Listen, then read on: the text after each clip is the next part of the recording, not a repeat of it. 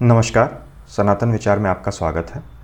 आज जिस पुस्तक पर हम चर्चा कर रहे हैं वो गीता प्रेस गोरखपुर द्वारा प्रकाशित श्री गोस्वामी तुलसीदास जी रचित रामाज्ञा प्रश्न है, सरल भावार्थ सहित। पुस्तक का कोड 109 है। एक छोटी पतली पुस्तक है। बैक कवर पे गीता प्रेस गोरखपुर की निजी दुकानें तथा स्टेशन स्टॉल की जानकारी दी गई है। पुस्तक के अनुवादक श्री सुदर्शन सिंह हैं। कुल इसमें 96 पृष्ठ है, जिसमें पुस्तक 94 पृष्ठ तक है और आखिरी 2 पृष्ठों में गीता प्रेस के कुछ अन्य पुस्तकों की जानकारी दी गई है। मूल्य केवल 12 रुपये है। इसमें विभिन्न सर्गों में रामचरित्र के वर्णन है और उसके साथ ही शकुन एवं ज्योतिष संबंधी गोस्वामी जी की कविताओं का संग्रह है। पुस्तक का परिचय मैं आपको पढ़ के सुना दूं। कहा जाता है कि गोस्वामी तुलसीदास जी ने अपने परिचित गंगाराम ज्योतिषी के लिए इस रामाज्ञा प्रश्न की रचना की थी। गंगाराम ज्योतिषी काशी में प्रहलाद घाट पर रहते थे। वे प्रतिदिन सायंकाल श्री गोस्वामी जी के साथ ही संध्या करने गंगा तट पर जाया करते थे। एक दिन गोस्वामी जी संध्या समय उनके द्वार पे आए और गंगाराम जी ने कहा, आप पधारे, मैं गंगा किनारे नहीं जा सकूंगा। गोस्वामी जी ने पूछा, आप बहुत उदास दिखते हैं, कारण क्या है? ज्योतिषी जी ने बताया, राजघाट पर जो गढ़वाड़ वंशीय नरेश है, उनके राजकुमार आखेट के लिए गए थे किंतु लौटे नहीं। समाचार मिला है कि आखेट में जो लोग गए थे उनमें से एक को बाघ ने मार दिया है। राजा ने मुझे आज बुलाया है। मुझसे पूछा गया है कि उनका पुत्र सकुशल है या नहीं, किंतु यह बात राजाओं की ठहरी। कहा गया है कि उत्तर ठीक निकला तो भारी पुरस्कार मिलेगा, अन्यथा प्राणदंड दिया जाएगा। मैं एक दिन का समय मांगकर घर आ गया हूँ, किंतु मेरा ज्योतिष ज्ञान इतना नहीं कि निश्चयात्मक उत्तर दे सकूँ। पता नहीं कल क्या होगा। दुखी ब्राह्मण पर गोस्वामी जी को दया आ गई। उन्होंने कहा, आप चिंता न करें, श्री रघुनाथ जी सब मंगल करेंगे।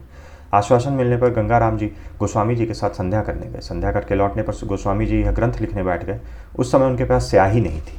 कत्था घोलकर सरकंडे की कलम से 6 घंटों में उन्होंने यह ग्रंथ गोस्वामी जी ने लिखा और गंगाराम जी को दे दिया। दूसरे दिन ज्योतिषी गंगाराम जी राजा के समीप गए। ग्रंथ से शकुन देखकर उन्होंने बता दिया, राजकुमार सकुशल है। राजकुमार सकुशल थे। उनके किसी साथी को बाघ ने मार दिया था, किंतु राजकुमार के लौटने तक राजा ने गंगाराम को बंदी गृह में बंद रखा। तब राजकुमार घर लौट आए। जब राजकुमार घर लौट आए तब राजा ने ज्योतिषी गंगाराम को कारागार से छोड़ा, क्षमा मांगी और बहुत अधिक संपत्ति दी। वह सब धन गंगाराम जी ने गोस्वामी जी के चरणों में लाकर रख दिया। गोस्वामी जी को धन का क्या करना था, किंतु गंगाराम का बहुत अधिक आग्रह देखकर उनके संतोष के लिए 10,000 रुपये उसमें से लेकर उनसे हनुमान जी के 10 मंदिर गोस्वामी जी ने बनवाए। उन मंदिरों में दक्षिणाभिमुख हनुमान जी की मूर्तियां हैं। यह ग्रंथ 7 सर्गों में समाप्त हुआ है। प्रत्येक सर्ग में 7-7 सप्तक हैं और प्रत्येक सप्तक में 7-7 दोहे हैं। इसमें श्री रामचरितमानस की कथा वर्णित है, किंतु क्रम भिन्न है। प्रथम सर्ग तथा चतुर्थ सर्ग में बालकांड की कथा है। द्वितीय सर्ग में अयोध्या कांड तथा कुछ अरण्यकांड की भी है। तृतीय सर्ग में अरण्यकांड तथा किष्किंधा कांड की कथा है। पंचम सर्ग में सुंदरकांड तथा लंका कांड की। षष्ठम सर्ग में राज्याभिषेक की कथा तथा कुछ अन्य कथाएं हैं। सप्तम सर्ग में स्फुट दोहे और शकुन देखने की विधि है। तो ये पुस्तक परिचय था, जैसा कि नाम से ही आपको स्पष्ट होगा, राम आज्ञा प्रश्न। तो यह जानने की चेष्टा है कि प्रभु श्री राम की क्या आज्ञा है। अब इस पुस्तक से शकुन विचार किस प्रकार किया जाता है उसकी विधि भी दी गई है। ये स्वयं श्री गोस्वामी तुलसीदास जी ने ही दी है। सप्तम सर्ग में उसी का यहाँ विवरण दिया गया है। इसी ग्रंथ के सप्तम सर्ग के 7वें सप्तक में गोस्वामी तुलसीदास जी ने स्वयं प्रश्न का उत्तर निकालने की विधि दी है। यह विधि यह है, किसी अच्छे दिन सायंकाल ग्रंथ को निमंत्रण देना चाहिए, अर्थात सायंकाल अच्छे आसन पर ग्रंथ को रखकर प्रार्थना करनी चाहिए। कल मैं आपसे कुछ आवश्यक बात जानने की इच्छा करूंगा, मुझ पर अनुग्रह करके सत्य फल सूचित करने की कृपा करें। अष्टोत्तर सत कमल फल मुष्टि 3 प्रमाण, सप्त सप्त तजी शेष को राखे सब बिलगान। प्रथम सर्ग जो शेष रह, दूजे सप्तक होई, तीजे दोहा जानिए, सगुन विचार अब सोई। दूसरे दिन प्रातःकाल स्नान संध्या आदि नित्य कर्म करके पुस्तक की पुष्प चंदन धूप आदि से पहले पूजा करनी चाहिए। फिर श्रद्धा विश्वास पूर्वक पहले गुरुदेव गणेश जी, शिव पार्वती, श्री सीताराम, लक्ष्मण और हनुमान का स्मरण करके जो प्रश्न करना हो वह प्रश्न करके 108 कमल गट्टे अंजलि में लेकर ग्रंथ के पास सामने रखते हैं। फिर उसमें से एक एक करके 3 मुट्ठी कमल गट्टे उठाएं और उनको अलग अलग रखते जाएं। पहली बार की मुट्ठी के कमल गट्टों को गिनकर उस संख्या में 7 का भाग दें। भाग देने पर जो बाकी बचे उसे ग्रंथ की सर्ग की संख्या समझें। यदि कुछ बाकी ना बचे तो ग्रंथ का 7वां सर्ग समझें। इसी प्रकार दूसरी मुट्ठी के कमल गट्टे गिनकर उनकी संख्या में 7 का भाग दें और जो शेष बचे उसे पहले आए हुए सर्ग के सप्तक की संख्या समझें और कुछ शेष ना बचे तो उस सर्ग का 7वां सप्तक समझें। जब तीसरी मुट्ठी के कमलगट्टों को गिनकर 7 का भाग उस संख्या में दें, जो शेष बचे वह उस ज्ञात सप्तक के दोहे की संख्या है। यदि कुछ ना बचे तो उस सप्तक का 7वां दोहा समझें। अब ग्रंथ खोलकर उस सर्ग के उस सप्तक का वह दोहा देख लें और दोहे के अनुसार अपने प्रश्न का फल समझ लें। उदाहरण के लिए पहली मुट्ठी के कमलगट्टे गिने तो 17 निकले, उनमें 7 का भाग देने से 3 बचा, यह ग्रंथ के तीसरे सर्ग की सूचना हुई। दूसरी मुट्ठी के कमलगट्टे गिनने पर 25 निकले, इसमें 7 का भाग देने से 4 बचा, यह सप्तक की सूचना हुई।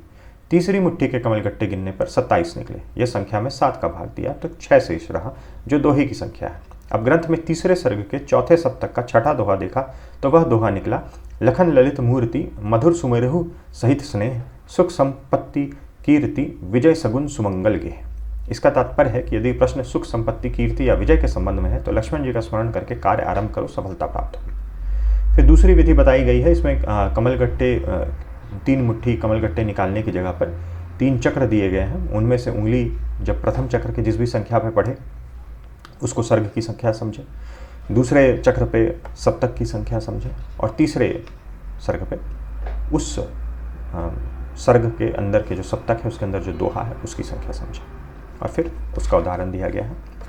प्रकाशक द्वारा कुछ विशेष बात दी गई है। एक दिन में 3 से अधिक प्रश्न नहीं करना चाहिए और एक प्रश्न केवल एक बार ही करना चाहिए। प्रश्न जिस प्रकार का है दोहा उसी प्रकार का निकले तो कार्य में सफलता समझनी चाहिए। दोहे में अशुभ की सूचना हो तो वह कार्य सफल नहीं होगा या उससे कष्ट होगा, यह समझना चाहिए। किंतु आप जिस विषय में प्रश्न कर रहे हैं दोहा उस विषय का ना निकलकर उससे सर्वथा भिन्न विषय का निकले तो फल संदिग्ध समझना चाहिए। जैसे आपका प्रश्न तो है कि युद्ध या मुकदमे में विजय होगी या नहीं और दोहा निकलता है, एक बितान विवाही सब सुवन सुमंगल रूप, तुलसी सहित समाज सुख, सुकृत सिंधु दौद भूप। ऐसी दशा में दोहा परम मंगल सूचक होने पर भी प्रश्न से संबंधित न होने के कारण प्रश्न का परिणाम संदिग्ध है, यह सूचना देता है। यहाँ एक नीचे नोट भी दिया गया है, किस प्रकार का प्रश्न किस दिन करना चाहिए, यह बात इसी ग्रंथ के सप्तम सर्ग के पहले और दूसरे सप्तक में देखें। यहाँ से ग्रंथ प्रारंभ हो रहा है। श्री सीता रामचंद्राभ्याम नमः। रामाज्ञा प्रश्न प्रथम सर्ग, कुल 7 सर्ग है। प्रथम सर्ग का यह प्रथम सप्तक है जिसमें कुल यह देखिए 7 दोहे हैं। इसी प्रकार हर सर्ग के अंदर 7 सप्तक, हर सप्तक के अंदर 7 दोहे दिए गए हैं और ऐसे कुल 7 सर्ग हैं। पुस्तक का प्रिंट फॉन्ट बहुत ही स्पष्ट है, पढ़ने में सुगम है। कुछ दोहे मैंने अंकित करके रखे हैं, उनको किस प्रकार का फल किस प्रकार से दिया गया है उसकी जानकारी आपको देने के लिए। पुस्तक में कुछ दोहे ऐसे हैं जिसमें जो पहली पंक्ति है, जो पहला लाइन है, उसमें तो श्री राम कथा का वर्णन है और दूसरी पंक्ति में स्पष्ट तौर पर फल की जानकारी दे दी गई है। और कुछ दोहे ऐसे हैं जिसमें दोनों पंक्तियों में राम कथा का ही वर्णन है और जिस प्रकार की कथा है उसके अनुसार जो है वो उस दोहे का फल जो है वो निर्धारित किया गया है। तो जहाँ पर स्पष्ट रूप से फल दे दिया गया है दोहे के अंतर्गत ही, वहाँ यहाँ आपको दोहे का अनुवाद मिल जाएगा। और जहाँ पर दोहे से ये निर्धारित करना है कि फल क्या होगा, वहाँ उसके बगल में ब्रैकेट में फल दिया गया है। एग्जाम्पल के तौर पर, उदाहरण के तौर पर, ग्राम नारी नर मुदित मन लखन राम सिए देखी, होई प्रीति पहचान बिनु मान विदेश विशेषी। श्री राम लक्ष्मण तथा जानकी जी का दर्शन करके गांवों के स्त्री पुरुष मन ही मन आनंदित हो रहे हैं। बिना पहचान के भी प्रेम होगा और विदेश में विशेष सम्मान प्राप्त होगा। दोहा यह कहता है, होई प्रीति पहचान बिनु मान विदेश विशेषी। और यहाँ ब्रैकेट में इस शकुन का फल यह है कि ये समझाने के लिए दिया गया है। उसी प्रकार ये दूसरा दोहा देखते हैं, बिटप वेली फूल ही फल ही जल थल बिमल विशेषी, मुदित किरात विहंग मृग मंगल मूर्ति देखी। वृक्ष और लताएं फूलने फलने लगी, जल और स्थल विशेष रूप से निर्मल हो गए। मंगल मूर्ति श्री राम को देखकर वन के किरात पशु पक्षी सभी प्रसन्न हो गए। तो ये संपूर्ण दोहा जो है ये श्री राम कथा का वर्णन है। तो यहाँ बगल में ब्रैकेट में दिया हुआ है कि अगर यह दोहा आता है आपके प्रश्न के पूछने के बाद तो प्रश्न फल शुभ है। इसी प्रकार कुछ अन्य दोहे भी मैंने अंकित करके रखे हैं। कई सारे दोहे हैं जहाँ पे जिस प्रकार से यहाँ दिया गया है प्रश्नफल शुभ है, प्रश्नफल अनिष्ट है, ऐसे ही छोटी 2-3 शब्दों की पंक्ति में फल समझाया गया है। कई जगह दूसरे तरीके से भी है, जैसे ये पै पावनी बन भूमि भली, सैल सुहावन पीठ, राग ही सीठ विषेही थलु, विषय बिराग ही मीठ। पैस्वनी नदी पवित्र है, वन भूमि उत्तम है, चित्रकूट पर्वत सुहावना तथा देवस्थान स्वरूप। यह स्थल संसार के भोगों में आसक्त लोगों के लिए अत्यंत नीरस है, परंतु विषयों से विरक्त लोगों के लिए मधुर प्रिय है। तो इसका फल है, सांसारिक कामना है तो असफलता, और भजन पूजन संबंधी प्रश्न है तो सफलता प्राप्त होगी।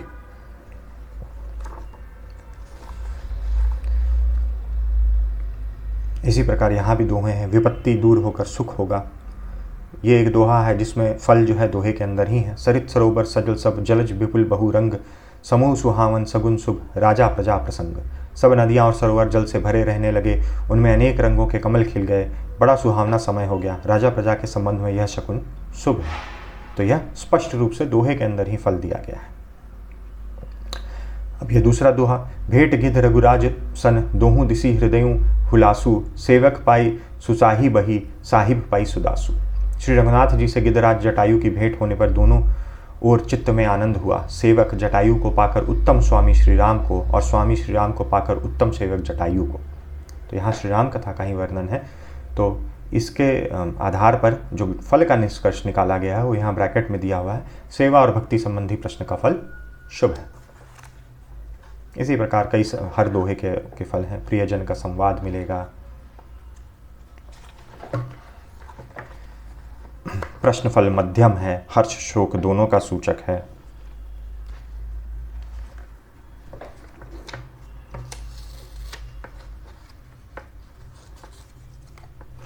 प्रश्नफल झगड़ा सूचित करता है। प्रश्नफल कलह सूचक है। तो इस प्रकार से दोहे और उनके फल दिए गए हैं। और एक चीज़ जो पढ़ते समय मैंने ध्यान दिया कि हर जो सप्तक है उसका जो 7वां दोहा है उसमें तुलसी शब्द जरूर आ रहा है। हर सप्तक के 7वें में यहाँ तुलसी देखिए, और अधिकतर जगह तुलसीदास जी के ही संदर्भ में है। तुलसी तुलसी तुलसी तुलसी, तो शायद करीब करीब मेरे ख्याल से हर सप्तक के आखिरी में। और ये कुल जैसा कि मैंने बताया 94वें पृष्ठ पे पुस्तक समाप्त हो रही है। यहाँ कुछ नित्य पाठ साधन भजन एवं कर्मकांड हेतु